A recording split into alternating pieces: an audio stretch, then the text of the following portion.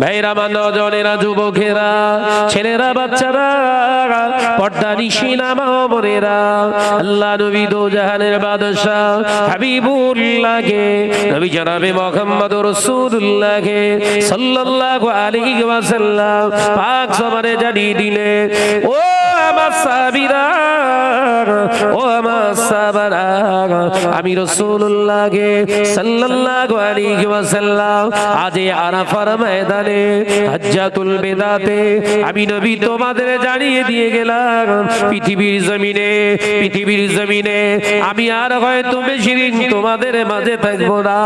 ও আমার সাহাবীরা, আমি নবী জানিয়ে দিলাম, আমার ইন্তেকালের পরে তোমাদের উপরে শয়তান বিভিন্ন রকমের চক্রান্ত চালাবে, ঈমানটাকে লুটবার, আমলটাকে তছনছ করে দেওয়ার জন্য শয়তান বিভিন্ন রকমের কলকৌশল করবে। তবে আমি রাসূলুল্লাহ জানিয়ে দিলাম, তোমাদের হাতে দুটো জিনিস রেখে গেলাম, কিতাবুল্লাহের একটা হলো আল্লাহর কিতাব ফুরকানুল মাজিদ, একটা হলো কোরআন, আর একটা হলো আমি রাসূলুল্লাহর রেখে যাওয়া আদর্শ। এই হাদিসটা তোমরা যদি বুকে ধারণ করতে পারো, শয়তান কোনদিন তোমাদের পথভ্রষ্ট করতে পারবে না। আল্লাহ রাসূল বললেন, দুটো জিনিস রেখে গেলাম, কিতাবুল্লাহি ওয়া সুন্নাতে রাসূল, একটা হলো কোরআন আর দ্বিতীয় হলো আমি রাসূলুল্লাহর সুন্নাত। এই দুটোকে তোমরা আঁকড়ে ধরে থাকবে, শয়তান তোমাদের কোনো ক্ষতি করতে পারবে না। একবার জোরে বলুন। আমরা আছি, ফিলিস্তিনের মুসলমানেরা মার খায়, হামাসের মুসলমানেরা মার খায়, গাজার রক্তে সমস্ত রাজপথগুলো লাল হয়ে যাচ্ছে বাবা, মুসলমানেরা মার খায়। এ নওজওয়ানেরা, যুবকেরা, ছেলেরা, বাচ্চারা, আমাদের মসজিদুল আকসার উপরে হামলা চালানোর জন্য বিভিন্ন রকমের নকশা বানানো হয়েছে। না না না, ও মুসলমানেরা, ওই মসজিদুল আকসা নিয়ে অত চিন্তিত হওয়ার কোনো কারণ নাই। ঈমানের জায়গা মজবুত করো। আজ থেকে 1445 বছর আগে আল্লাহ নবী পাক জবানে জানিয়ে দিলেন, ও আমার সাহাবারা, তাম পৃথিবীর কাফেরেরা চেষ্টা করবে মসজিদুল আকসাকে, বাইতুল মুকাদ্দাসকে তারা দখলে নেওয়ার জন্য, কিন্তু না না না, আমি রাসূলুল্লাহ জানিয়ে দিলাম, ওটা আমার উম্মত, খাঁটি উম্মতদের হাত দিয়ে আল্লাহ মসজিদুল আকসাকে হেফাজত করে নেবে।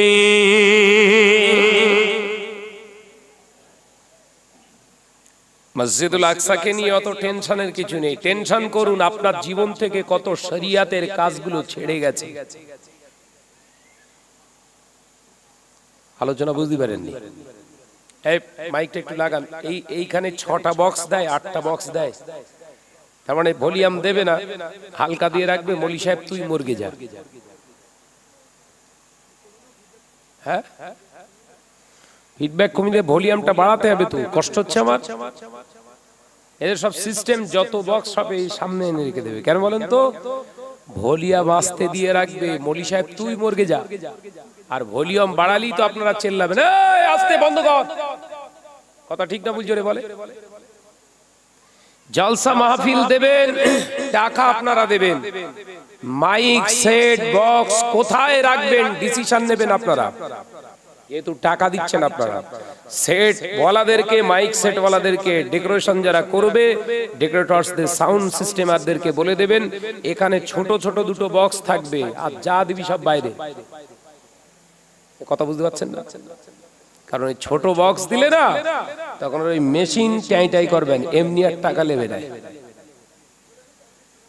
আর এ দিয়েছে মানে কি, ও মেশিনের উপরে প্রেসার ফেলবে না। প্রেসারটা পড়বে কোন মেশিনে? হুজুর তুই মর।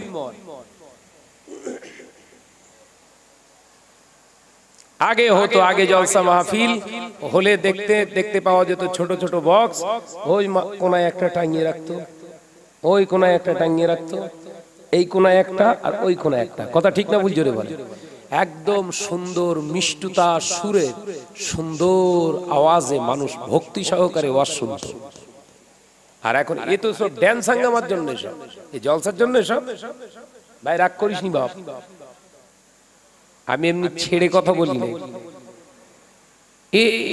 এসব ডিজে এসব কিসের জন্য বল বাপের ডিজে, ও পুরো ফুল ফর্ম করেন, ওর ফুল মানেটা তোলেন, ডিজে বোঝা যাবে না।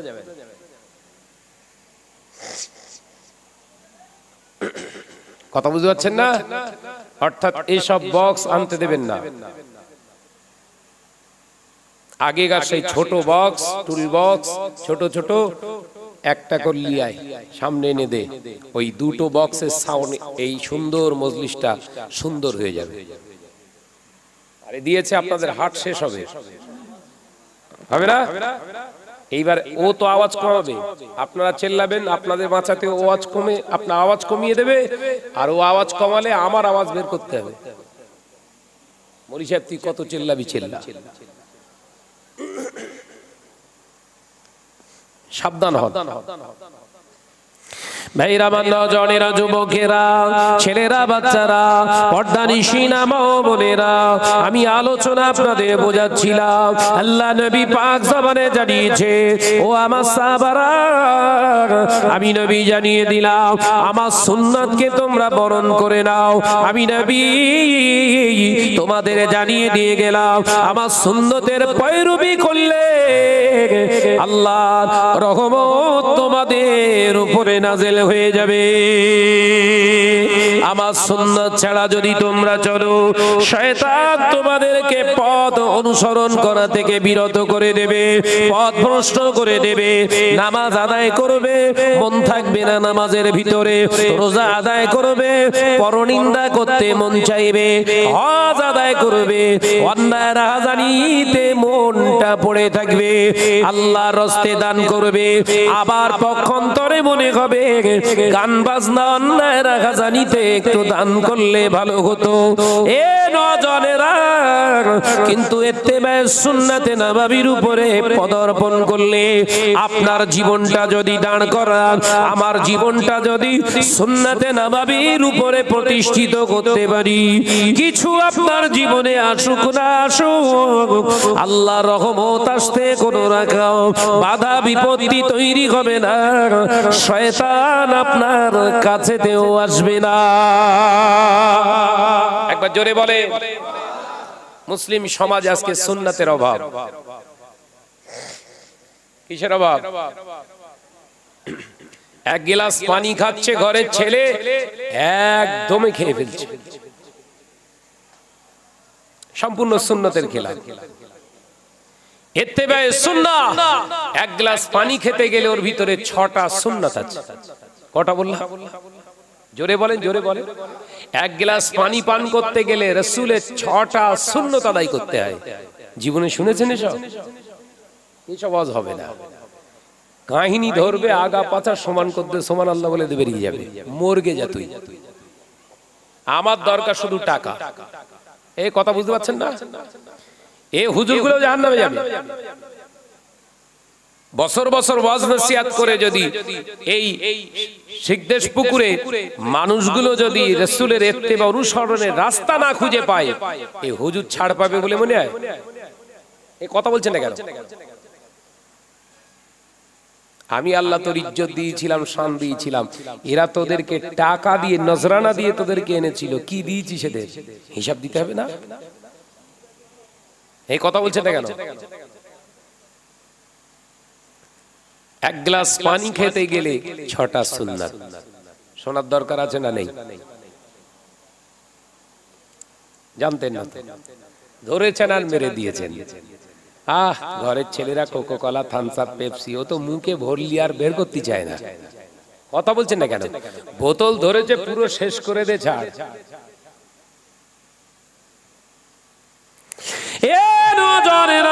যুবকেরা, ছেলেরা, বাচ্চারা, পর্দানিশিনা মা বোনেরা, আল্লাহ নবী পাক জবানে জানালেন, ও আমার সাহাবীরা, আমি রাসূল পাক সাল্লাল্লাহু আলাইহি ওয়াসাল্লাম পাক জবানে জানিয়ে দিলাম। এ পর্দানিশিরা মা বোনেরা, আল্লাহ নবী কি বলছে শোনো। পানির পাত্রটা ডান হাত দিয়ে পাকড়াও করুন, ডান হাত দিয়ে পানির পাত্রটা পাকড়াও করা ধরাটা হলো 1 নম্বর সুন্নাত। আল্লাহ নবী পাক জবানে জানিয়ে দিলেন দ্বিতীয় নম্বর সুন্নাত হলো পানিটা পান করবার আগে বিসমিল্লাহির রহমানির রহিম বলা। এটা হলো রাসূলুল্লাহর দ্বিতীয় সুন্নাত। আল্লাহ নবী জানায় ও আমার উম্মতেরা, এরপরে ঠোঁট লাগিয়ে এক পানি, এক গাল পানি নিয়ে গ্লাসটাকে দূরে রেখে দেওয়া, মুখ থেকে আলাদা করা। এটা আমি নবীর তৃতীয় নম্বর সুন্নাত। একবার জোরে বললেন না? ও সাহাবীরা, আমি নবী জানিয়ে দিলাম চতুর্থ নম্বর সুন্নাত মুখে পানি দেওয়ার আগে বসে যাও, বসে বসে পান করা। আমি নবীর আরেকটি সুন্নাত। 4টে সুন্নাত হলো। 1 নম্বর সুন্নাত হলো ডান হাতে পানি পান, আপনার ডান হাতে পাত্র ধরা। দ্বিতীয় নম্বর সুন্নাত হলো বসে যাওয়া, বসে বসে পান করা।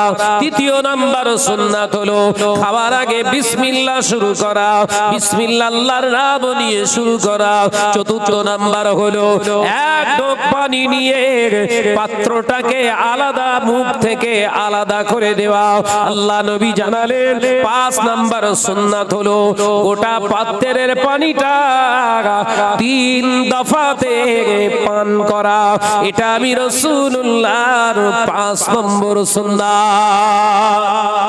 চিল্লে বলেন, আওয়াজ দেন। পাত্রের পানি পান করতে গেলে কবার মারতে হবে ঝুল?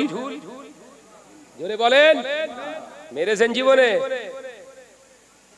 এই যত স্টোন, গলব্লাডার স্টোন হওয়া, হৃদরোগে আক্রান্ত হওয়া, স্ট্রোক হওয়া, এসব এই পান করার কারণে। আমি বলছি না, সব বিজ্ঞান। কার কথা এটা? বিজ্ঞানে। আজকে সায়েন্স ছাড়া তো ছেলেরা মানতেই চায় না। এ নওজওয়ানেরা, যুবকেরা, ছেলেরা, বাচ্চারা, পর্দানিশীলা মা বোনেরা, আল্লাহ নবী পাক জবানে জানিয়ে দিলেন 6 নম্বর সুন্নাত হলো সমস্ত গ্লাসে পাত্রের পানিটা পান করে একবার বলে নাও আলহামদুলিল্লাহি রাব্বিল আলামিন হুয়াল হাইয়ুল কাইয়্যুম। আমার আল্লাহ তাআলার হাবিব জানায় এই পাত্রের পানিটা পান করতে যত সময় লেগেছে বান্দা, সমস্ত সময়টা আল্লাহর দরবারে ইবাদত হিসাবে কবুল হয়ে যায়। একবার জোরে হবে না? পানি পান করাটাও ইবাদত, কিন্তু জানেন না, ধরেছে আর ঝেড়েছে। চাচা চা বিস্কুট খাওয়া দেখলে শয়তান মাথা ঠুকছে। হ্যাঁ, এক হাতে চা আর এক হাতে বিস্কুট, 2 হাত দিয়ে চালাচ্ছে। চাচা জিজ্ঞাসা করছে, চাচা 2 হাতে খাচ্ছেন? বলে আল্লাহ হাত দিয়েছে, সব সমান। কথা বুঝতে পারছেন না? লজ্জা আছে? হ্যাঁ, দাড়ি চুল পেকে গেল, এখনো লজ্জা হলো না? কথা বলতে গেলে এখনো পর্যন্ত মুখে বাঁধে না। আমিও তোমাকে বলছি চাচা, এবার থেকে বাম হাতে পানি খরচ করুনি, পায়খানা করার পর এবার থেকে ডান হাত চালিও। কথা ঠিক না? বুঝছেন? 2 হাতই তো সমান। এখনো ডান বাম জ্ঞান হলো না। চাচা মুচুল্লি নামাজি, 5 ওয়াক্ত নামাজ পড়ে। হ্যাঁ রে বাপরে, কপাল পুরো কালো হয়ে গেছে একদম। ভোলার দোকানে, হ্যাঁ ভোলার দোকানে চা খাচ্ছে দাঁড়িয়ে দাঁড়িয়ে, মাথায় টুপি, মুখে দাড়ি, এক হাতে আবার বিড়ি। নামাজ কবুল হবে না মানে?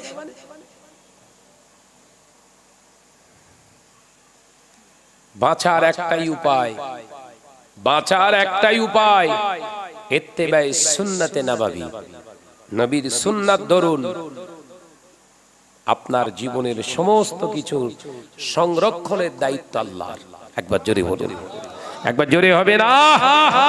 খাওয়া দাওয়া, ওঠা বসা, চলা ফেরা ইত্তেবায়ে সুন্নাতে নববীর উপরে করুন।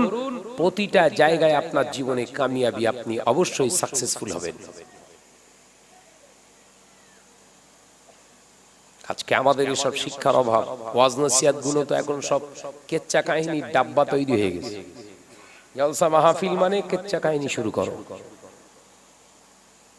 আমি কেচ্চা কাহিনীর বিরোধিতা করছি না, অবশ্যই কেচ্চা কাহিনী হোক, তবে ওই কেচ্চা কাহিনী থেকে যেন আদর্শ তৈরি করার মতো এক একটা পয়েন্টের তৈরি করে সমাজকে বোঝানো হোক। মেয়েরা, নজনেরা, যুবকেরা, ছেলেরা, বাচ্চারা, পর্দানিশিনা মা ও বোনেরা, আলোচনা বোঝো। আল্লাহ নবী দো জানের বাদশা হাবিবুল্লাহকে নবী জনাবে মুহাম্মদুর রাসূলুল্লাহ সাল্লাল্লাহু আলাইহি ওয়াসাল্লাম পাক জবানে জানিয়ে দিলেন, ও আমার সাহাবারা, আমি নবী জানিয়ে দিলাম, মান আহাব্বা সুন্নতি ফাকাদ আহাব্বানি, যে আমার সুন্নাতকে মুহাব্বত করলো, ফাকাদ আহাব্বানি, সে আমাকে মুহাব্বত করলো। জোরে হলো না? জোরে হলো না? শুধু নবীর উপরে সালাম শরীফ পড়লেন, দরুদ শরীফ পড়লেন, ইয়া নবী সালাম আলাইকা দিলেন, এটা শুধু মহব্বত নয়। এই কথাটা আমার রাসূলুল্লাহ শুধু বলেন না, আমার নবী জানিয়েছে, মান আহাব্বা সুন্নতি, যে আমার সুন্নতকে ভালোবাসলো, ফাকাদ আহাব্বানি, সে আমাকে ভালোবেসেছে। ও মান আহাব্বানি, আর আমাকে যে ভালোবাসলো, কানা মাই ফিল জান্নাহ, আমি নবী জানিয়ে দিলাম, সে অবশ্যই জান্নাতি। দেখেছেন, ওই এক গ্লাস পানি পান করলেও ইবাদত, নবী সুন্নতের পৈরবি করার কারণে আল্লাহ বলছে তুই জান্নাতি। একবার জোরে বলুন। তাহলে দুনিয়ায় সাকসেসফুল, আখিরাতেও। কিন্তু সব নিজেদের পায়ে কুরুল মেরে ইসরাইলকে দোষ দিচ্ছে, মোদিকে দোষ দিচ্ছে, দিদিকে দোষ দিচ্ছে। তুই আছিস কোথায়? তোর জায়গা কোথায়? আয়নায় তো নিজের চেহারা দেখিস, চরিত্র দেখেছিস? আয়নায় চেহারা না দেখে এবার থেকে চরিত্র দেখ। আল্লাহ আমাকে মানুষ বানিয়েছিল, মানুষের পরেই আমার পরিচয় হলো আমি একজন মুসলমান। সত্যি কি আমি মুসলমান? এই প্রশ্নটা আয়নার সামনে দাঁড়িয়ে কর।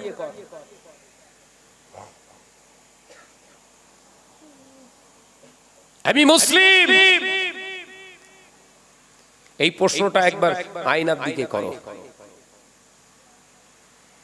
আয়নায় রূপ চেহারা দেখেছো, গোটা বডি দেখে নিলে, চরিত্রটা একবার দেখলে না?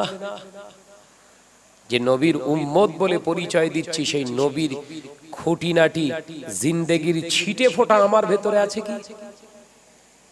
এই কথা বলছেন না কেন? সমাজে ভোট হলে এলাকার মেম্বার, আমার মেম্বার ভাইরা সব আছে, যে এলাকার সব মেম্বার ভাইরা ওই ভোট প্রচার করতে আসে, বলে দেয় ভোটটা দিস। ভোট না দিয়ে যদি বলেন ভাই ভোট দিয়েছি তোর, ও মানবে?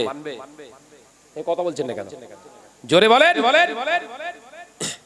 এলাকার মেম্বার প্রধান যদি ভোট না দেওয়ার কারণে, স্ট্যাম্প না মারার কারণে আপনাকে মেনে নিতে যদি না চায়, রাসূলের উম্মত বলে দাবি করবে, রাসূলের সুন্নাত তোমার ছিটে ফোঁটা থাকবে না, উম্মত বলে মেনে নেবে। পাকামো পেয়েছো? জোর পাকামি পেয়েছো না? পরিবর্তন হলো। ভাইরা, আমার নজনেরা, যুবকেরা, ছেলেরা, বাচ্চারা, পর্দানিশিনা মা ও বোনেরা, আল্লাহ কোরআন পাকের ভিতরে জানিয়ে দিলেন, কুল, হে আমার হাবিব, আমি আল্লাহ পাক জানিয়ে দিলাম, আপনি বলুন, ইন কুনতুম, আমি আল্লাহ পাক রব্বুল আলামিন তোমাকে বলছি, হাবিব আপনি বলে দেন, কুল ইন কুনতুম তুহিব্বুনাল্লাহ, আমি আল্লাহ পাক রব্বুল আলামিন আমার ভালোবাসা যদি অর্জন করতে চায়, আমি আল্লাহ আমার প্রিয় যদি হতে চায়, আমি আল্লাহ তোমাকে জানিয়ে দিলাম হাবিব আপনি বলো ফাত্তাবিউনি, ওরা জানো আপনাকে ইত্তেবা করে। আমি আল্লাহ জানিয়ে দিলাম হাবিব আপনার ইত্তেবা করলে, আপনার অনুসরণ করলে, আপনার সুন্নতের পৈরবি করলে আমি আল্লাহ ওদেরকে ভালোবাসা দেব। একবার চিল্লে বলেন, আর একটু ঝেড়ে বলেন, আল্লাহওয়ালা হতে গেলে ও নবী দরকার। আল্লাহওয়ালা হতে গেলে নবীর ইত্তেবা করে করতে হবে। আপনার ওই হুজুর টুজুর না, নবীর ইত্তেবা করুন। হুজুর এমনি হয়নি, পীর আউলিয়ায়ে কেরাম আল্লাহওয়ালা এমনি হয়নি, সব নবীর ইত্তেবা পাগল হয়েছিল তারা। সেই জন্য তাদের ইত্তেবা করাটা আল্লাহ কোরআনে আবার বলেছেন ওয়া উলিল আমরি মিনকুম, ওই সমস্ত আলেমে দ্বীনদেরকে তোমরা অনুসরণ করো যারা রাসূলের ইত্তেবা করে দুনিয়াদারি করেছে। ওদের ইত্তেবা করলে আমি আল্লাহ আমার হাবিবকে তোরা সহজে পেয়ে যাবে। একবার জোরে বলুন।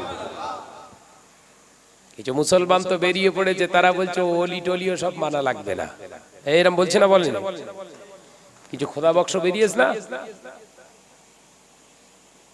ডাইরেক্ট, একদম ডাইরেক্ট ওকে বলবেন। ডাইরেক্ট যদি সবকিছু হয় তো বাড়ির কারেন্ট আবার ভায়ালিলি কেন? একদম 33,000 থেকে ডাইরেক্ট ঢুকবে, এই কথা ঠিক না বলছি রে ভাই? 33,000টা ওটাও কারেন্ট, আর 220 এটাও কারেন্ট। তো তুই মতি 220 থেকে নিবি কেন? ডাইরেক্ট ওখান থেকে মার একদম। ঘরে লাইট জ্বলবে না ঘর শুদ্ধ জ্বলবে, কোনটা বল না রে বাপ? ঘর শুদ্ধ জ্বলে যাবে। ওই 33,000 থেকে ওর গোড়ায় দেখবেন ট্রান্সফরমার বসানো আছে। ওই ট্রান্সফরমার থেকে ভায়া এসে যেখান থেকে 220 সাপ্লাই দেবে ওইখানে ট্রান্সফরমার বসানো আছে। ওইখান থেকে যতটা একদম T20 আপনার 220 যতটা প্রয়োজন ততটা থেকে সাপ্লাই দেয়।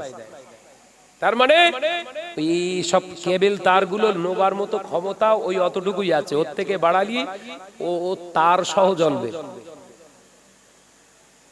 তা আল্লাহ আউলিয়ায়ে কেরামদের হাক্কানি আলেমদেরকে আল্লাহ ট্রান্সফরমার বানিয়ে দিয়েছে। একবার জোরে বলুন। জোরে বলতে পারবেন না? আউলিয়ায়ে কেরাম হলো ট্রান্সফরমার। আল্লাহ রাসূলকে এক চান্সে পেতে গেলেই জ্বলে যাবি। দেখবেন অল্প বয়সে কাউকে মানিনি, তাহাজ্জুদ পড়েছে, শরীয়তের বেশি আমল করতে করতে পাগল হয়ে গেছে, আছে না নাই? অল্প বয়সে নামাজ কালাম করছিল, ইবাদত বান্দেগী করছিল, করতে করতে হঠাৎ করে ম্যাড হয়ে গেছে, পাগল। কারণ কি? ওই ইবাদত করতে হবে ওইটা শিখেছে, কিভাবে করতে হবে ও সাপ্লাই দেওয়ার লোক ছিল না, ও ধরিনি। ডাইরেক্ট গিয়ে ওখান থেকে কানেকশন নিয়েছে, পুরো জ্বলে গেছে, তার আউট। আল্লাহ পাক ইচ্ছা করলে কোরআনকে ডাইরেক্ট নাযিল করতে পারতেন, পারতেন না? পারতেন না। কোরআন প্রসেস শেখাচ্ছে আল্লাহ। দেখেন এ নওজওয়ানেরা, শিখদেশপুর পুকুরে মুসলমানেরা, শুনে রেখে দিন, জেনে রেখে দিন, আমার আল্লাহ পাক ইচ্ছা করলে কোরআনকে আসমান থেকে জিবরিল আলাইহিস সালামের মাধ্যমে না দিয়ে, জিবরিল আমিনকে না দিয়ে আল্লাহ পাক ডাইরেক্ট হাবিবকে কোরআন দিয়ে দিতে পারতেন। হাবিব কানেকশন, আপনি আমার হাবিব, আপনি আমার প্রিয়, আমার অত্যন্ত কাছের, তাই জিবরিল আমিনের প্রয়োজন নাই, আমি আল্লাহ ডাইরেক্ট আপনাকে কোরআন দিয়ে দিলাম। হাবিব 30 পারা কোরআন শরীফটা আপনাকে দিয়ে দিলাম। একসঙ্গে কি আল্লাহ দিতে পারতেন না? পারতেন না? পারতেন। আবার আল্লাহ বললেন না, ওরে জিবরিল আমিন যাও যাও, আমার হাবিবের এখন 40 বছর বয়স হয়েছে, প্রাপ্ত প্রকৃত পক্ষে সমাজকে বোঝার মতো কোন কৌশল জেনে গেছে, পৃথিবীর জমিনে মানুষগুলোর ক্যারেক্টার সম্পর্কে অকিবহাল। এবার আমার হাবিবের বয়স 40, যাও এ আমার জিবরিল আমিন যাও, আমি আল্লাহ পাক আমার হাবিবকে এই সমাজের বুকে এই যে মেরে লেওয়া, কেড়ে লেওয়া, জিনা, ব্যভিচার, সুদ, ঘুষ, পৃথিবীর জমিনে পরের মাল গজব করা, ছিনিয়ে নেওয়া, অন্যায় ভাবে মানুষের উপরে জুলুম করা, খুন, জখম, জিনা, ব্যভিচার, লটারি, এইরকম সুদ চলছে সমাজে, মদ চলছে, আমার হাবিবের সহ্য হয় না। তাই আমি আল্লাহ বলছি যাও ও জিবরিল আমিন যাও, আমার হাবিব এখন ওই জাবালে নূরের ভিতরে একটি গুহা আছে, ওই গুহাটার নাম হলো গারে হেরা। ওই গারে হেরার গুহার ভিতরে হাবিব সিজদায় পড়ে আছে। ও জিবরিল আমিন যাও, আমার হাবিবকে যে সালাম দিয়ে বলো ইকরা বিসমি রাব্বিকাল্লাযী খলাক, এই পৃথিবীটাকে অমনুষ্যত্ব থেকে মনুষ্যত্ব বানাতে গেলে প্রথম জায়গায় আপনাকে ট্রিটমেন্ট লাগাতে হবে। ইকরা বিসমি রাব্বিকাল্লাযী খলাক, আমি আল্লাহ বলছি হাবিব আমার নামে আপনি পড়ুন। ইকরা মানে পড়া, বিসমি শব্দের অর্থ হলো সেই মহান স্রষ্টার নামে যিনি তামাম কায়নাতের অধিপতি। জোরে বললেন না, আর একটু জোরে বললেন না।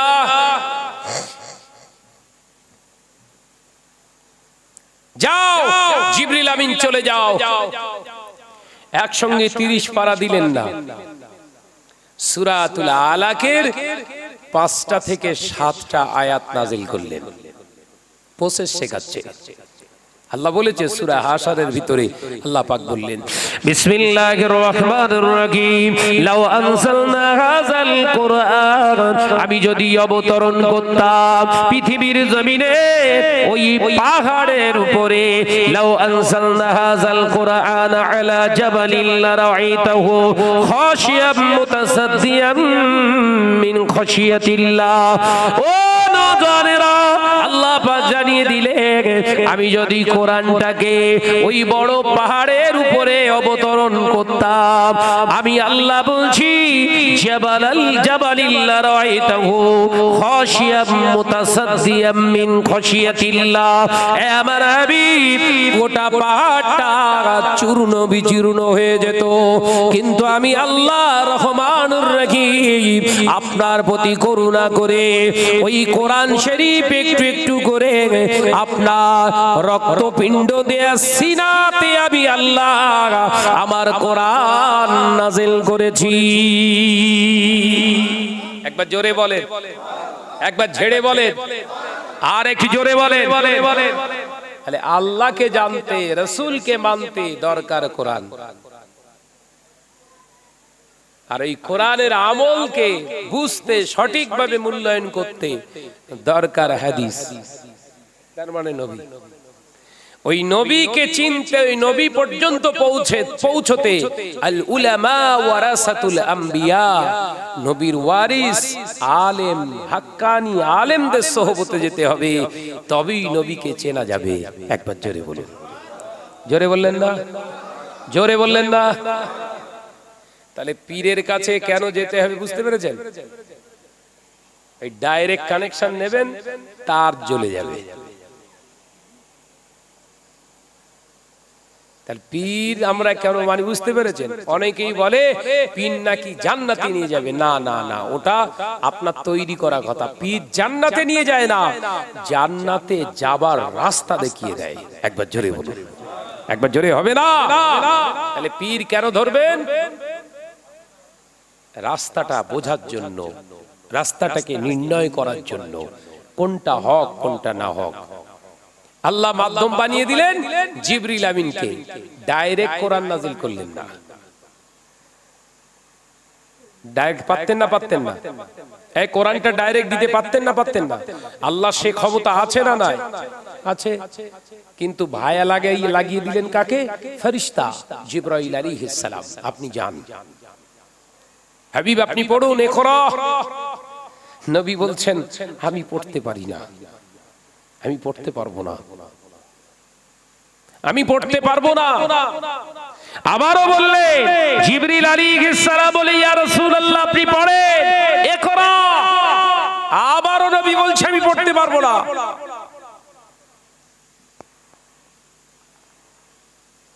জিবরাইল আলাইহিস সালাম খামোশ খেয়ে গেলেন। আল্লাহ বললেন এই জিবরিল আমিন, তুমি খামোশ খেয়ে যাচ্ছ কেন? আবার হাবিব পড়তে চাইছে না।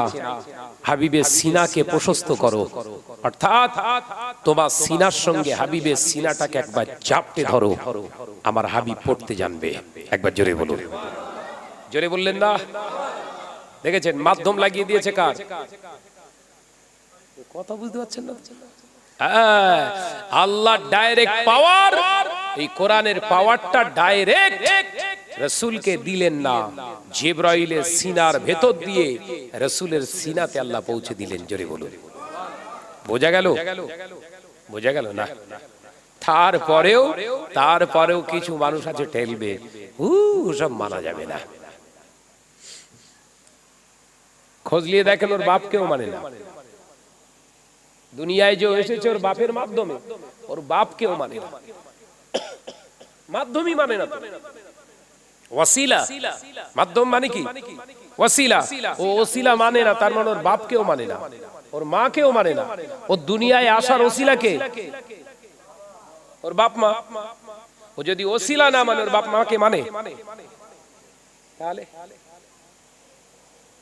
ওয়াজ বোঝার জিনিস। বাপ কাহিনী বললে একটা না কাহিনী বলবো, কিন্তু কিছু পাবেন না। কোরআনের নির্যাস, হাদিসের নির্যাসটা নেওয়ার চেষ্টা করুন। ভাইরা, নজনেরা, যুবকেরা, ছেলেরা, বাচ্চারা, পর্দানিশিনা মা ও বোনেরা, আজকে ইসালে সওয়াব আমার ভাইজানেরা এত বড় একটি মিলাদুন নবী জলসা ইসালে সওয়াব কায়েম করেছে। মুখ্য উদ্দেশ্য, এখানে ইমাম সাহেব হুজুরগণ দুনিয়া থেকে চলে গিয়েছে। এলাকার পার্শ্ববর্তী এলাকার মানুষগুলো, বহু চেনা মুখগুলো কবরস্থ হয়ে গিয়েছে, সোনা মুখগুলো মাটি চাপা দেয়া হয়ে গেছে। ও বাবাজি, আজকে তাদের লক্ষ্যে, তাদের জন্য আজকে মাহফিলে দরজা মানিয়া ইসালে সওয়াব। ইসালে সওয়াব শব্দের মানে কি আগে আমাদের জানা দরকার। ইসাল শব্দের অর্থ হলো পৌঁছানো, সওয়াব মানে নেকি, অর্থাৎ আজকের এই পবিত্র মজলিসের নেকিটাকে ইসাল করা, পৌঁছে দেওয়া। জোরে বলুন, একবার জোরে হবে না? সওয়াবটাকে পৌঁছে দেওয়া, ইসালে সওয়াব। কিছু মানুষ আবার বলছে করা লাগবে না, এই বলছে না, বলেন জোরে বলেন। বাপ মারা গেছে, মিটে গেছে, শেষ হয়ে গেছে, কিছু করার দরকার নাই, বলছে না, বলেন। মরে গেছে মানে মিটে গেছে। পাশে কথা বললে হবে না, মোস্তানি করলি হলো, তেড়িয়ে তেড়িয়ে মারবো বলো, অন্য হুজুর পাশনি বলো, স্টেজ থেকে লাফ মেরে তাড়া করা হুজুর বলো আমি।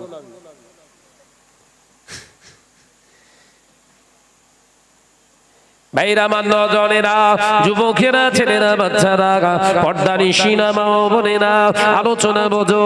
আজকে যে দুনিয়ার জমিন থেকে মা চলে গেল, অনেকের আব্বা চলে গেল, অনেকের দাদা জান, দাদি জান চলে গেল, অনেকের নানা জান, নানি জান চলে গেল, অনেকের ভাই, চাচতো ভাই, চাচা জান, চাচি জান চলে গিয়েছে।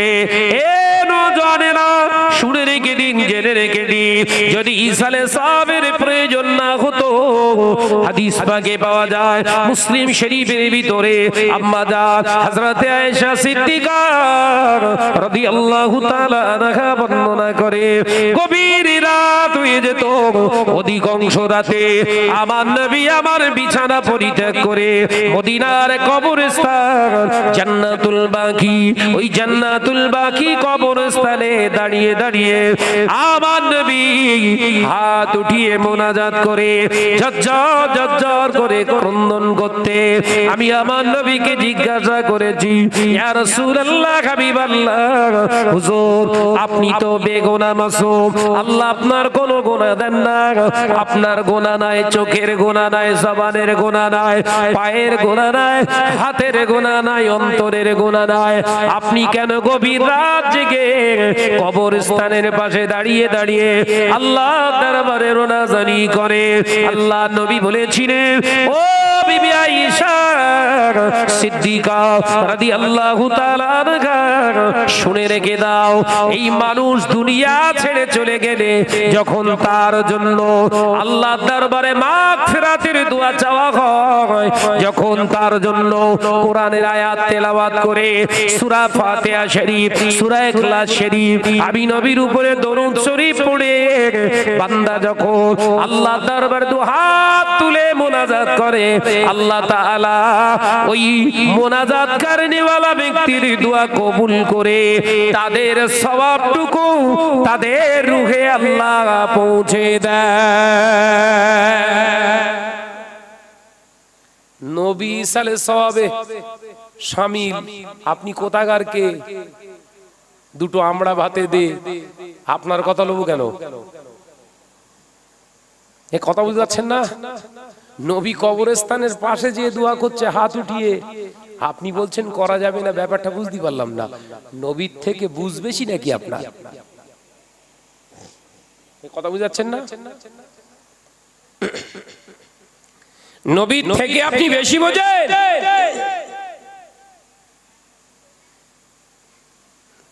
তাহলে আপনি প্রমাণ করুন যে হাদিস শরীফ গুলো রাসূল পাক সাল্লাল্লাহু আলাইহি ওয়াসাল্লামের হাদিস শরীফ গুলো হাদিস শরীফ নয়, নাউযুবিল্লাহি মিন যালিক। প্রমাণ করুন।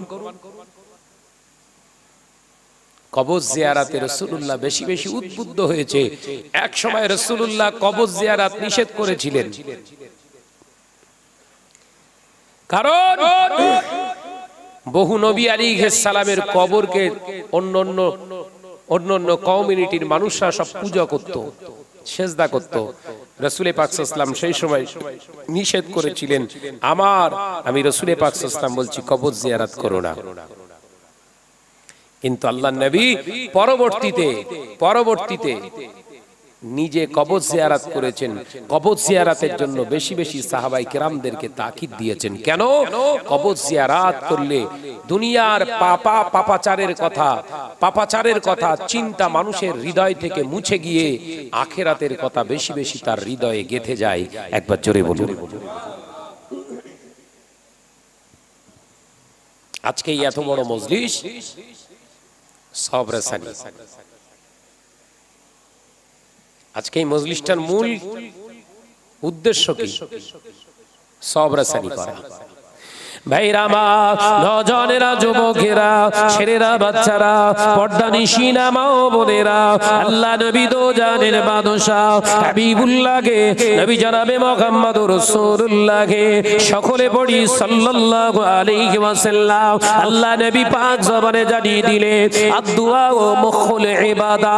ও আমার সাহাবীরা, আমি রাসূল পাক সাল্লাল্লাহু আলাইহি ওয়াসাল্লাম তোমাদের জানিয়ে দিলাম, সমস্ত ইবাদতের মগজ হলো, সমস্ত ইবাদতের মস্তিষ্ক হলো দোয়া। যে ইবাদতের দোয়া নাই, যে ইবাদতের ভিতরে দোয়া নাই, ওই ইবাদতটা হলো মগজহীন মানুষ। একটা মস্তিষ্কে পৃথিবীর জমিনে কোন মানুষের যদি মাথার ভিতরে যদি মগজ না থাকে, ওই মানুষটা যেমন তার ইবাদতটা তেমন হয়ে যায়। এ নওজওয়ানেরা, যুবকেরা, ছেলেরা, বাচ্চারা, শিকদাস পুকুরের মুসলমানেরা, শুনে রেখে দেন, জেনে রেখে দেন, আল্লাহ নবী পাক জমানে জানিয়ে দিলেন আদ-দুআ ও মুখুল ইবাদা। দোয়া হলো ইবাদতের মস্তিষ্ক, অর্থাৎ ইবাদতের ভিতরে দোয়া যখন চাইবে আল্লাহ ওই দোয়ার ওসিলায় ইবাদত গুলো কবুল করে না।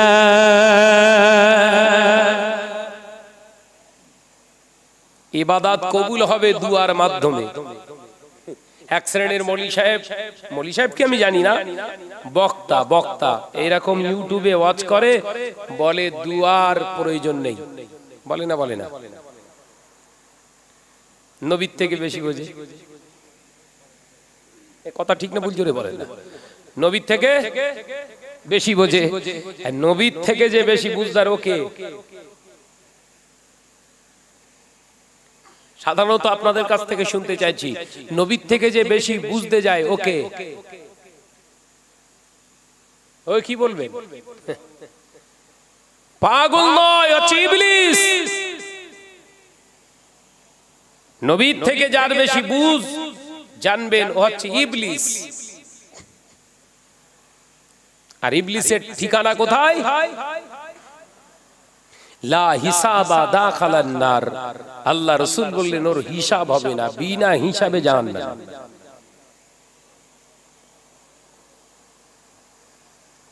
তাই সাবধান হন। আমি আপনাদের ভাই মোহাম্মদ শাহনওয়াজ বলে যাচ্ছি, শিখদেশ পুকুরিয়াতে আমি প্রথম এসেছি। আমি আপনাদের কাছে আশাবাদী, ওই সমস্ত ধ্যান ধারণা ছাড়ুন। মুজাদ্দুজ্জামান দাদা হুজুর পীর কেবলা হাদিস শরীফ কম বুঝতেন? বাংলার জমিনে এমন কোন মায়ের লাল, এমন কোন মায়ের সন্তান নাই আজও পর্যন্ত এই 19-বিংশ শতাব্দীতে কারোর ক্ষমতা নাই 40টা হাদিসের সনদপ্রাপ্ত কিতাবের সনদপ্রাপ্ত হওয়া। সেটা মুজাদ্দুজ্জামান হয়েছিলেন এ ভারতবর্ষের কোন মাদ্রাসা থেকে নয়, মদিনাতুল মুনাওয়ারা আল্লাহ নবীর কাছ থেকে, দয়ার নবীর দেশ থেকে 40টা হাদিসের কিতাবের সনদ প্রাপ্ত হয়ে হুজুর ঘরে ফিরে এসেছিলেন। যিনি 40টা হাদিসের কিতাবের সনদ প্রাপ্ত করে তিনি নিজেই সালে সব কায়েম করে গেছেন, না জাননি? জোরে বলেন। 21, 22, 23 ফাল্গুন ইসালে সব 40টা হাদিসের কিতাব পড়ে যিনি মাওলানা হয়েছেন, 40টা শুধু হাদিসের উপরে কিতাব পড়েছেন সনদ প্রাপ্ত, তিনি 21, 22, 23 ফাল্গুন ইসালে সব কায়েম করে গেলেন। তার মানে হাদিস বুঝতেন না। আর তুমি কোথাকার কে দুটো আমড়া ভাতে দে, মোবাইল মিস্ত্রি না রাজমিস্ত্রি, এখন হাদিসে বারাত দিয়ে বলছো যে সব চলবে না। চালাকি পেয়েছো? চালাকি পেয়েছো?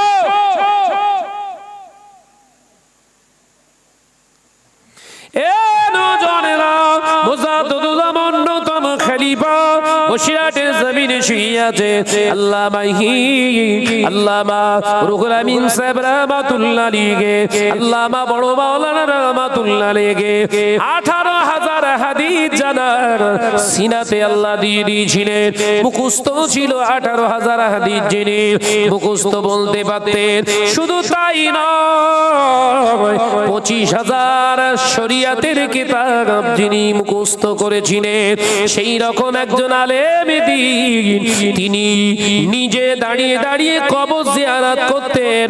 শুধু তাই নয়, তিনি ওই ইসালে সওয়াব করতে যেতেন। তার মানে হলো আল্লামা হুজুর রাহমাতুল্লাহ আলাইহি, মুজাদ্দুজ্জামান রাহমাতুল্লাহ আলাইহি এই গোটা বাংলার মুসলমানকে শিখিয়ে দিয়ে গিয়েছে নাজাতের ওসিলা হলো দুয়া। দুয়ার মাধ্যমে আল্লাহ তাআলা বান্দার গুনাহ মাফ করে দেয়।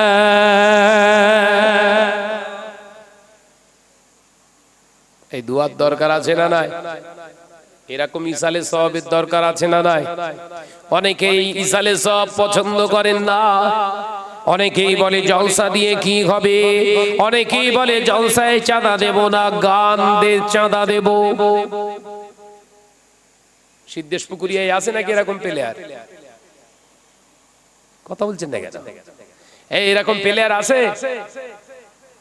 হ্যাঁ, কি বলে জলসা দিয়ে কি হবে? গতকালকে আমার দুটো জলসা ছিল হাওড়া জেলায়। একটা জলসায় গেলাম, সেখানে শুনছি বলছে ভাইজান আমরা এই জলসা দেই বলে আমাদেরকে ইন্ডিকেট করা হয়, আমাদেরকে ইন্ডিকেট করে ক্রিটিসাইজ করে, ওই দে জান্নাত দেবে জান্নাত। ওরা মিথ্যা বলছে না বলো?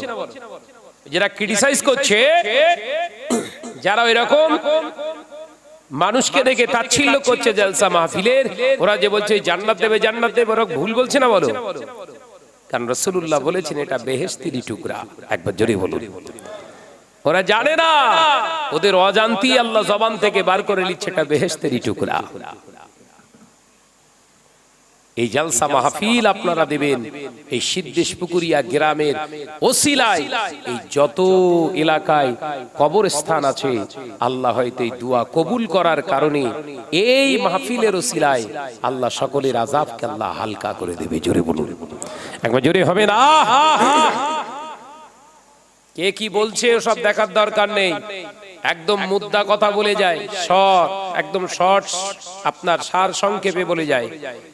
যদি কেউ বলে দেয়া যাবে না, বলবেন যে আল্লামা হুজুরের থেকে তুই বেশি বুঝিস, তোর 40টা হাদিস বর্ণনা করতে হবে না, শুধু 40টা হাদিসের কিতাবের নাম কর। এই কথা বুঝতে পারছেন না? যদি বলে জলসা মাহফিলের দেওয়ার কোনো প্রয়োজন নেই, ওর সঙ্গে ঝগড়া বিবাদ করার দরকার নেই, একদম প্লেন কথা জিজ্ঞাসা করবেন, ভাই জলসা মাহফিল দেবো না, তুই শুধু দাদা হুজুর যে 40টা হাদিসের কিতাবের সনদপ্রাপ্ত হয়েছিলেন, তুই 40টা হাদিস বলতে হবে না, 40টা কিতাবের নাম বল, তোর কথাটা নোবানি। কথা বুঝতে পারছেন না? অর্থাৎ সাবধান হন। মনে আছে শুরুতেই কি বলেছিলাম? আল্লাহ রাসূল বললেন কিতাবুল্লাহ ওয়া সুন্নাতে রাসূল। শয়তান থেকে বাঁচতে গেলে দুটো পাকড়াও করুন, ইজমা কিয়াস আপনার জীবনে অবধারিত। আজকে যারা বলছে কোরআন হাদিস ছাড়া কিচ্ছু মানবো না, কোরআন হাদিস ছাড়া কিচ্ছু মানবো না, আবার একদল বলছে সহিহ হাদিস ছাড়া অন্য কোন হাদিস, বুখারী শরীফ ছাড়া চলবে না, সিয়াসেত্তা ছাড়া চলবে না, ওদের জিজ্ঞাসা করবেন যদি সহিহ হাদিস ছাড়া না মানিস, ইমাম বুখারী রাহমাতুল্লাহ আলাইহির জন্ম কত হিজরিতে আগে বল? সাহাবী ছিলেন না। ইমাম বুখারী রাহমাতুল্লাহ আলাইহি সাহাবী ছিলেন না, তাবী ছিলেন। সাহাবীদের পরের জেনারেশন তিনি। তাঁর লিখিত হাদিস তোর কাছে এত গ্যারান্টেড কেন? অর্থাৎ সব বিভ্রান্তিকর মানুষকে ড্রাইভেট করছে, সব শয়তানের প্রসেসিং চলছে। অর্থাৎ হামাসের মুসলমান ফিলিস্তিনের মুসলমানদের জন্য যদি মনে করেন আমাকে দোয়া করতেই হবে, আমি মুসলমান, আল্লাহর কাছে আমাকে কাঁদতেই হবে, তাহলে আমি শাহনাজ বলে যাচ্ছি এই জায়গাটা ঠিক করেন। কোন জায়গাটা বল না রে বাপ। কারণ আল্লাহ নবী পাক জবানে জানিয়ে দিলেন আয়াতুন নিফাকুস সালাসা। ও নজরেরা, আল্লাহ নবী জানিয়ে দিলেন মুনাফিকের তিনটি আলামত।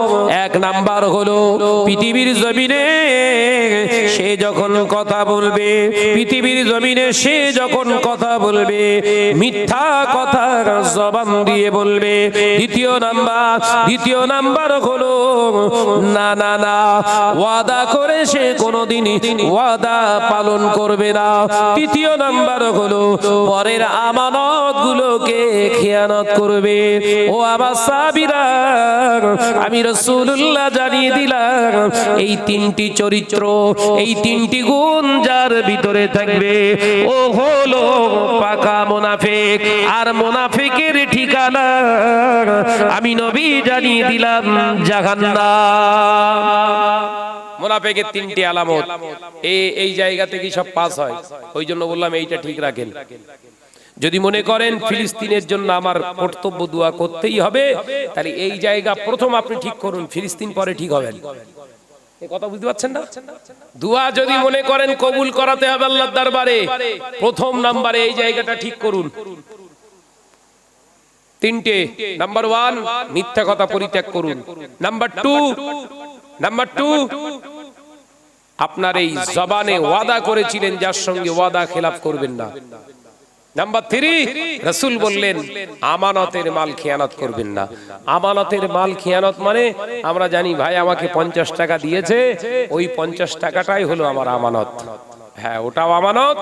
আর পরের গোপন কথা আপনাকে বিশ্বাস করে বলেছে, ওটা তার বিনা অনুমতিতে পারমিশনে অন্যকে বলে দেওয়াও হচ্ছে আমানতের খেয়ানত। বোঝাতে পারলাম না? বোঝাতে পেরেছি? স্বামী বিশ্বাস করে স্ত্রীকে রেখে বাইরে কাজে চলে গিয়েছে, স্ত্রী সেই স্বামীর আনপ্রেজেন্টেডে অনুপস্থিতির কারণে অন্য বেগানা পুরুষের সঙ্গে হ্যালো হ্যালো করছে, আমানতের খেয়ানত। এই কথা বোঝাতে পারলেন না? আলোচনা বোঝা যাচ্ছে? আপনাদের সিদ্ধেশপুকুরিয়া এলাকার মা বোনরা সব ভালো, এরা জীবনে এরকম করে না। বাবা, হ্যাঁ, শুনে কি যে সমস্ত মহিলাগুলো স্বামীর অনুপস্থিতিতে, বাপের অনুপস্থিতিতে, ভাইয়ের চোখের আড়ালে, মায়ের চোখের আড়ালে, গ্রামের মানুষের চোখের আড়ালে গোপনে গোপনে বেগানা পুরুষের সঙ্গে অবৈধভাবে গোপনে গোপনে কথা বলছে, ও মায়েরা, ও ছেলেরা, আমি তোমাদের ভাই আয়াতে কারিমা দিয়ে বলে যায়, শুনে রেখে দাও।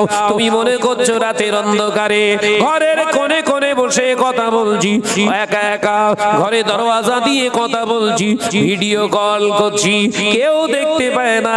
শুনে রেখে দাও ও আমার বোনেরা, ভাবিরা, শুনে রেখে দাও, জেনে রেখে দাও। আল্লাহ কোরআনে এই জন্য জানিয়ে দিলেন, কিরামান কাতিবিনা ইয়ালামুনা মা তাফআলুন। ওরে আমার বান্দারা, ভাবিস না তোদের সঙ্গে কেউ নাই, আমি আল্লাহ সব সময়ের জন্য তো দেখছি, কোথায় কি করছিস সব আমি তো দেখি। সাক্ষ্য রাখার জন্য কিরামান কাতিবিনা ইয়ালামুনা মা তাফআলুন, আমি আল্লাহ দুই ধারে দুইজন ফেরেশতা রেখে দিয়েছি। কিরামান কাতিবিনা ইয়ালামুনা মা তাফআলুন, যা কিছু করিস, যা কিছু খাস, কোথায় যাস, কার সঙ্গে কথা বলিস, গোপনে গোপনে স্বামীর চুপিসারে, স্বামীর অনুপস্থিতিতে কোন পুরুষের সঙ্গে মেলামেশা করিস, আমি আল্লাহ ওটাকে লিখে রাখার জন্য, ভিডিও ফুটেজ করার জন্য আমার ফেরেশতা দুই আছে।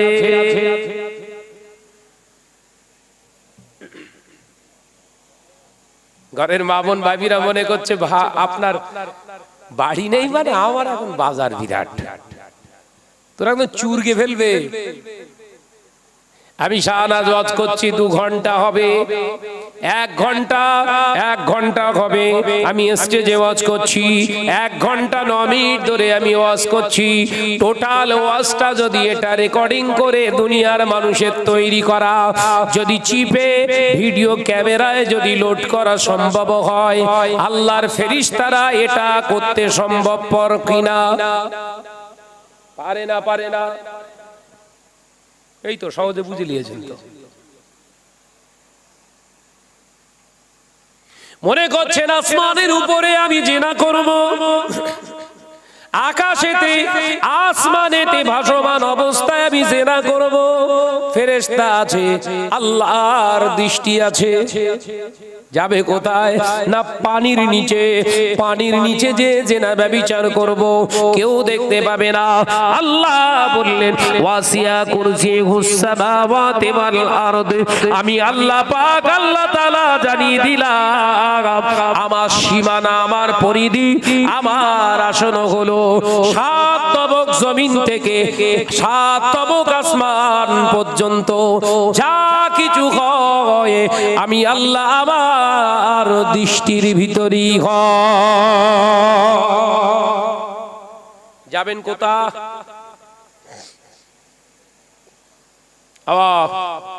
কোন দিকে যাবেন? এই যে চিন্তা মা বোনের ভিতরে, আমার জন যুবক ভাইদের ভিতরে, আমার হাত ঘড়ে আদলা বাসু সব জন যুবক ভাইরা মনে করছে ভাই বাড়িনি, অমুক ভাই বাড়িনি, ভাবির কাছে একটু যাই। কেউ জানতে পারবে না, রাতের অন্ধকারে দরজা খুলে রেখে যাচ্ছে, ছুটুত করে ঢুকে গেছে, মনে করছে কেউ দেখতে পাইনি। শোন এই জওয়ান যুবক ছেলে, আমি তোদের ভাই হিসেবে বলে যাচ্ছি, আল্লাহু লা ইলাহা ইল্লা হুয়াল হাইয়ুল কাইয়ুম, আমার আল্লাহ ছিলেন, আছেন, থাকবেন। এই আল্লাহ যখন আছেন, আগামীতে থাকবেন, তখন জেনে রেখে দিস, লা তাখুযুহু সিনাতু ওয়ালা নাউম, আমার আল্লাহ কিন্তু ঘুমান না। সুবহানাল্লাহ বললেন না? জোরে বলছেন না? চিল্লে বললেন না? ওয়াসিয়া কুরসিয়ুস সামাওয়াতি ওয়াল আরদ, লা তাখুযুহু, না আমাকে স্পর্শ করেন না। কে বলছে? আল্লাহ বলছে। আল্লাহু লা ইলাহা ইল্লা হুয়াল হাইয়ুল কাইয়ুম, লা তাখুযুহু সিনাতু ওয়ালা নাওম, আমি আল্লাহ, আমার প্রয়োজন হয় না বিশ্রামে, আমার ঘুম স্পর্শ করে না, আমি আল্লাহ চিরন্তন জাগ্রত, চির জাগ্রত, আমাকে ঘুম কোনদিন স্পর্শ করেন না। এ বান্দা শুনে রাখ, জেনে রাখ, কোথায় যাচ্ছিস, কি করছিস, কোন জায়গায়, আমি আল্লাহ শুধু দেখি না, কিরামান কাতিবিনা ইয়ালামুনা মা তাফআলুন, আমি আল্লাহ আমার কিরামান কাতিবিন, নোটেট করা ফেরেশতা দ্বারা তোদের লিখে রেখেছি, তোদের সময়, তোদের কাল, তোদের বছর, তোদের সময়, প্রতি সেকেন্ডে আমি আল্লাহ ভিডিও ফুটেজ করার পাশাপাশি লিখে রেখে দিয়েছি। বান্দা ময়দানের মাশারে তুই যখন অস্বীকার যাবি, ওরে আমার বান্দি, গোপনে গোপনে জেনা ব্যভিচারে লিপ্ত হয়েছিস, আমি আল্লাহ যখন তোকে জিজ্ঞাসিত হব, তুই যখন অস্বীকার যাবি, আমি আল্লাহ ফুরুপ ছাড়া কথা বলি না, আমি আল্লাহ টোটাল ভিডিও ফুটেজটা তোর সামনে জাহির করে দেব, লাচার হয়ে যাবি। ওরে আমার বান্দা, আমি আল্লাহ কোরআনে বলেছিলাম, লা ওয়ালা তাকরাবুজ জিনা ওয়ালা তাকরাবুজ জিনা, আমি তোদের জন্য বলছি বান্দা, খবরদার জিনার ধারে কাছে তোরা যাবি না। আমি আল্লাহ পাক জানিয়ে দিলাম, আন-নিকাহ ওয়াস সুন্নাহ, বিবাহকে আমি আল্লাহ বৈধ করে দিলাম, জিনাকে আমি আল্লাহ হারাম করে দিলাম। জিনা করা তো দূরের কথা, জিনার ধারে কাছে যেতে পারবি না। বিয়ে কর, আমি আল্লাহ বলছি, ইবাদত হয়ে যাবে।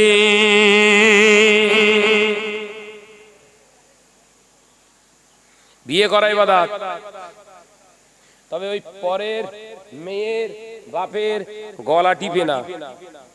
বুঝতে পারতেছেন বোধহয় কথা? হ্যাঁ, অনেক এরকম আছে না, ইন্টারন্যাশনাল ভিখারি। আপনার দিকে আছে বামগাছি, সিদ্ধেশপুকুরিয়া আছে বাপ, 1.5 লাখ টাকা, 4খানা জিনিস, ঘর সাজানো জিনিস, তার সঙ্গে ফিরি। বল বাপ বল, ওরকম করিস নি, জায়গায় ঘা পড়তেছ না, কি বলেন? পণ নিয়ে বিয়ে করে যারা, ওদের দাওয়াত গ্রহণ করা হারাম, ওই বিয়েতে যাওয়া হারাম, পণের শাদিতে গিয়ে খাওয়া দাওয়া হারাম। যদি কোনো মুসলমান পণের বিয়েতে শাদি গিয়ে খায়, বিসমিল্লাহ বলে যদি শুরু করে, সাথে সাথে বেঈমান হয়ে যায়। ওই অবস্থায় পণের শাদি খেয়ে যদি ঘরে এসে ওর বিবির সঙ্গে যদি রাতে মেলামেশা করে, ওর ঔরসে যে কটা সন্তান হবে সব হাইব্রিড বাচ্চা। কি বাচ্চা? বলো বলো বলো বলো, যে কটা হবে সব হাইব্রিড। অসুবিধা হচ্ছে বাপ, আর অজের জুত এইরকম কিছু করতে পারবো না। আমি ওই তেল মাখানো কথা আমি শাহনাজ কোথাও বলিনি, তাতে অনেক মলি সাহেবের কাছে আমি খারাপ, অনেক মলি সাহেবের কাছে পরোয়া করবো না। আল্লাহ আল্লাহ রসুলের কাছে ভালো হলি আমার জন্য যথেষ্ট। কথা ঠিকঠাক বলছো রে? বলে এ নজনেরা, যুবকেরা, ছেলেরা বাচ্চারা কিতাবের ভিতরে এসেছে কোন মুসলমান যদি পণের শাদী খায়, মহিলাদের প্রতি মাসে একটি নির্ধারিত তারিখে তাদের শরীর অসুস্থ হয়, তাদের শরীরটা অসুস্থ হয়, ওদের পিরিয়ডের যে পচা দুর্গন্ধ রক্ত বের হয়, কিতাবের ভিতরে এসেছে কোন মুসলমান যদি পণের শাদী খায়, ওই পচা দুর্গন্ধ রক্ত খাওয়ারই গুনাহ হবে। জোরে বলুন নাউজুবিল্লাহ, আরো জোরে বলুন নাউজুবিল্লাহ। আল্লাহ শুকর, আপনাদের ছোট ভাই আমি শাহনাজ। আমার স্টুডেন্ট লাইফ থেকে আমি একটানা একটা যুগ ধরে হাওড়া জেলায় আমি পড়াশোনা লাইফে, তখন ক্যালকাটা ইউনিভার্সিটিতে আমি পড়ছি, 12 বছর ধরে একটা মসজিদে আমি ইমামতি করেছি। আর ইমাম হওয়া বলেন জানেন তো, সব হালাল নাকি, চুরগে ফেলবে একদম। ওখানে সিস্টেম করে দিয়েছিলাম, কারোর বাড়িতে আমি খাবো না, আমি নিজে রান্না বান্না করে খাবো। ছোট্ট একটা ওভেন কিনেছিলাম, 4 কেজি ওজনের একটা ওভেন পাওয়া যায়, নিজে রান্না করে খেতাম, কলেজ করতাম। আর যত বিয়ে বাড়ির দাওয়াত আসতো, কেউ সামনে আমার সামনে এসে দাওয়াত দিতে আসতো না, যে কারণ দাওয়াত দিতে আসলেই প্রথমেই তাকে জিজ্ঞাসা করতাম লেনদেনের বিয়ে না ফ্রিতে ফ্রিতে বিয়ে। কথা বুঝতে পারছেন না? যদি বলতো লেনদেনের, যান অন্য মলি সাহেব দেখুন, বিয়ে আপনার মেয়ের পড়াবে অন্য মলি সাহেব, আমি নয়। আজকে যদি মুসলিম সমাজের আলেম সম্প্রদায় যদি এরকম এককভাবে নয়, ঐক্যভাবে যদি আজকে এইভাবে স্ট্যান্ড হতো, দাঁড়িয়ে থাকতো, মুসলিম সমাজ এতটা ভঙ্গুর হতো, এতটা খারাপে চলে যেত। আমি পড়াবো না, অন্য মৌলী সাহেব পড়িয়ে দিল। কারণ আমি শাহনাজ যখন পড়াবো না বলেছি, সঙ্গে সঙ্গে ওরা বুঝতে পেরেছে, তাহলে সবাই যদি এরকম বলে তো বে পড়ানো হবে না। এক কাজ কর, এর পরে শাহনাজের পরে যার কাছে যাবো এবার, ওকে যে প্রথমেই বলবো, ভাইজান 2000 টাকা দেওয়ান, বিয়ের একটুখানি পড়িয়ে দেন। ও দেখলো 2000 টাকা, মাথা ঠুকলে 2 পয়সা বেরোয় না। আর এই 2000 টাকা ছাড়া যায়? চ চ চ পড়িয়ে দিল। আল্লাহ রসুল বললেন, এমন একটা দিন আসবে অধিকাংশ ইমাম সাহেবেরা সব জাহান্নামে যাবে। এতে অনেক ইমাম সাহেবের মনে কষ্ট হবে, শাহনাজ ভাই এরকম বলছে, কিতাবের ভিতরে এসছে এমন একটা যুগ আসবে যে যুগে ইমামরা আর ইমাম থাকবে না, ইমামতির জায়গায় গোলামিত্ব করবে। গোলামিত্ব করাটা কি? ইমামের যে হক, ইমামের যে কর্তব্য, সেই কর্তব্য আর ইমাম পালন করতে পারবে না। অর্থের লালসায়, চাকরি চলে যাবার ভয়ে তারা আর হক কথাগুলো বলবে না, হক কাজগুলো করবে না। সুদখোর যদি হয় মসজিদের সেক্রেটারি, সুদখোর যদি হয় মসজিদের সেক্রেটারি, ওই ইমাম সাহেবের আর ভ্যালু থাকবে বাপ? এই কথা বলছে না কেন? ইমাম সাহেব সুদখোরের বিরুদ্ধে কথা বলেছে, বলছে ইমাম আর চলবে না, নতুন দেখ। হাকিকাত তো নাকি, জোরে বলেন।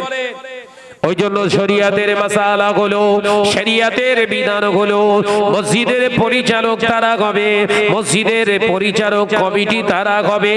ইমামের অনুপস্থিতিতে উপস্থিত নিজেকে প্রেজেন্ট ইমামি হিসাবে নিজেকে যে দাঁড় করাতে পারবে, এ নজরে রাখ। ইমাম সাহেব মাগরিবের নামাজ পড়াতে পারবেন না, ওই মাগরিবের নামাজটা পড়াবে কে? মুয়াজ্জিন নয়, এলাকার অন্য কেউ নয়। শরিয়াতের বিধান হলো সেক্রেটারি যে, কিংবা প্রেসিডেন্ট যে, কিংবা ক্যাশিয়ার যে মসজিদে থাকবে, ক্যাশিয়ার, সেক্রেটারি কিংবা আপনার ওই আপনার সভাপতি ইমামতির জায়গায় দাঁড়িয়ে মাগরিবের নামাজ পড়াতে পারে। এই রকম ব্যক্তিদের দ্বারা আল্লাহর ঘর মসজিদ চালাতে হবে।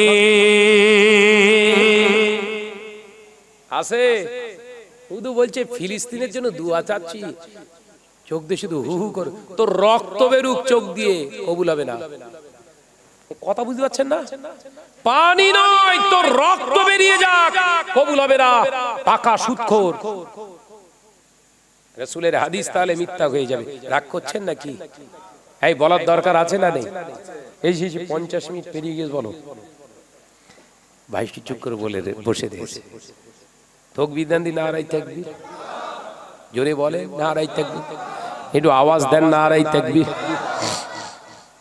আজকে সমাজের আলেমেরা, বক্তারা, ওয়াইজিনেরা যদি এরকম নির্ভীক ভাবে কথা বলতো, সমাজের 4টে মানুষ হলেও তাদের পরিবর্তনের জায়গা খুঁজে পেত। পেত না? পেত না? জোরে বলে।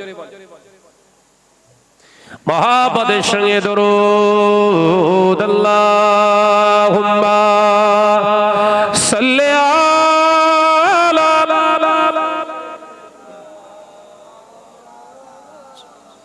একটু আওয়াজ দাও, আওয়াজ দাও, আলা আলি।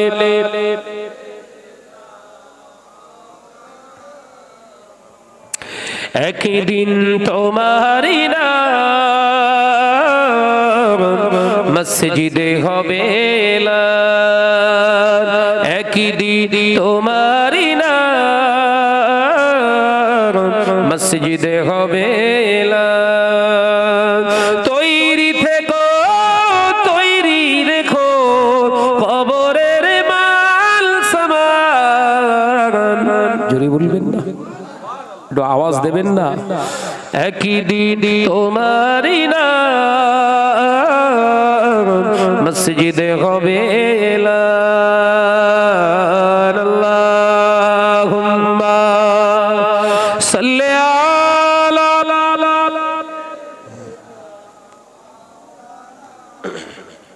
ওয়া আলা আলি।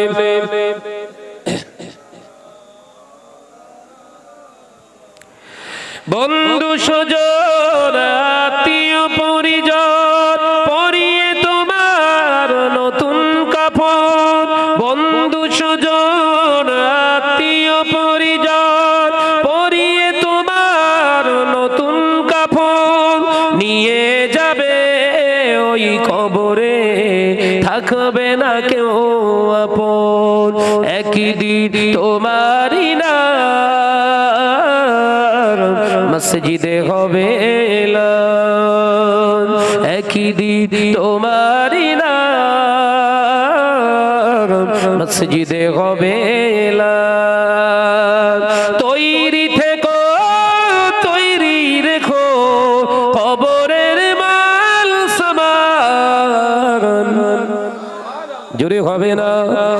একদিন তোমারি নাম মসজিদে হবে এলান, আল্লাহুম্মা সাল্লি আলা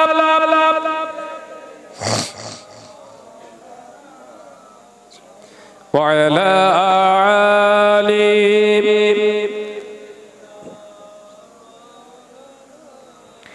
টাকা কড়ি গাড়ি বাড়ি থাকবে না কেউ সঙ্গে তোমার, টাকা কড়ি গাড়ি বাড়ি থাকবে না কেউ সঙ্গে তোমার, থাকবে সেদিন সঙ্গী হয়ে নূর নবীর সুন্নাহ। জোরে হবে না? নারায়ে তাকবীর, নারায়ে তাকবীর। থাকবে সেদিন সঙ্গী হয়ে নূর নবীর সুন্নাত, একদিন তোমারি নাম মসজিদে হবে এলান, একদিন তোমারি নাম মসজিদে হবে এলান। তৈরি থেকো, তৈরি রেখো, কবরের মাল সামান। জোরে হবে না? একদিন তোমারি নাম মসজিদে হবে এলান, আল্লাহুম্মা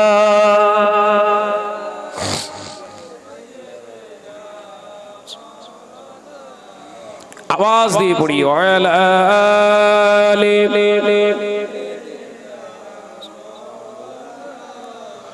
আমার সোনার চাঁদ মানিকেরা, আলোচনা করতে করতে সারা রাত পার হয়ে যাবে, শেষ হবে না। কোরআন হাদিসের এমন গভীরতা আল্লাহ, সমুদ্র, সাগর, মহাসাগর আল্লাহ পাক ওর ভিতরে নিহিত করেছে, যেটা ছেঁচে কোনোদিন শেষ করা যাবে না। বাবাজি, শেষ কথা এতটুকুই আমি আপনাদের কাছে বলতে এসেছি, ফিরে আসুন। সবাইকে চলে যেতে হবে। দাদু গেছে, দাদি গেছে, নানা যান, নানি যান, ফফি, খালা, চাচা, চাচি, বাপ, মা চলে গেছে। ভাববেন এবার কিন্তু আপনার সিরিয়াল, চলে যেতে হবে। যাওয়ার আগে কিছু তৈরি করে রেখে যান, কিছু তৈরি করে নিয়ে যাওয়ার চেষ্টা করুন। বাবাজি, আমি চাইছি আপনাদের কাছ থেকে জিজ্ঞাসিত হতে চাইছি, জানতে চাইছি, বলেন তো এই জালসা মাহফিলটার দরকার আছে না নাই? জোরে বলেন, হাত তুলে দেখান তো কে কে রাজি এই জলসার প্রতি। অনেকের হাত উঠতে চাইছে না, হাতে ব্যথা। তাকবীর দেন, নারায়ে তাকবীর। এটা আওয়াজ দেন, নারায়ে তাকবীর। চিল্লে বলেন, নারায়ে তাকবীর। মাশাআল্লাহ।